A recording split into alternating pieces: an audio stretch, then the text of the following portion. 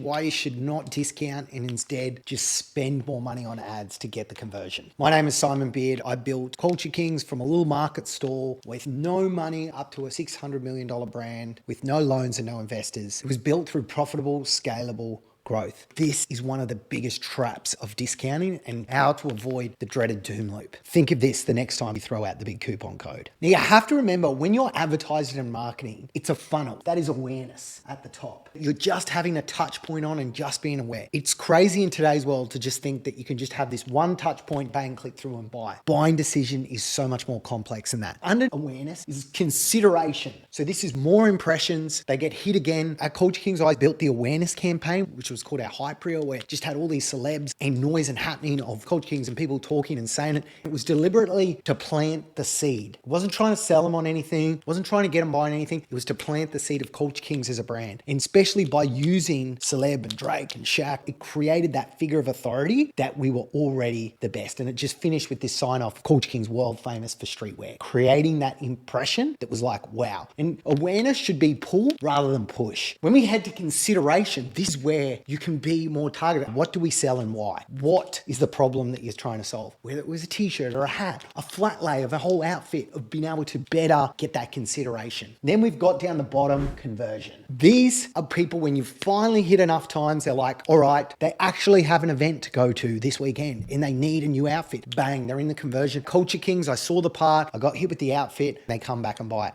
And this is where you have to be so careful with attribution of ads, because things that can all attribute this, but don't forget these other stages of the funnel. This is the big trap with discounting. When we throw out the 20% off coupon, is that all you've done is you've just pulled them forward to convert. They didn't have the event this weekend, but they're like, I know I'm going in a couple of weeks. I'm going to buy that outfit now because I get the 20% off. And you've just pulled forward that sale. But this is where it goes to shit, is that let's look at the margin economics. Let's just use a really simple product that say costs $100. Let's say your cost is $30, so $70 GP. Now, let's say you discounted 20%. So you're down to only $80 and you've only made $50 profit instead of the 70. Straight away, let's just say you sold 10 of these items. On this one, you would have made $700. On this one, $500. So you're still $200 short. But this is where I say, just spend more money in ads. So let's say you didn't do the 20% off, but you have more stock and you need to try and ramp up sales. Just say your normal conversion, say $20 per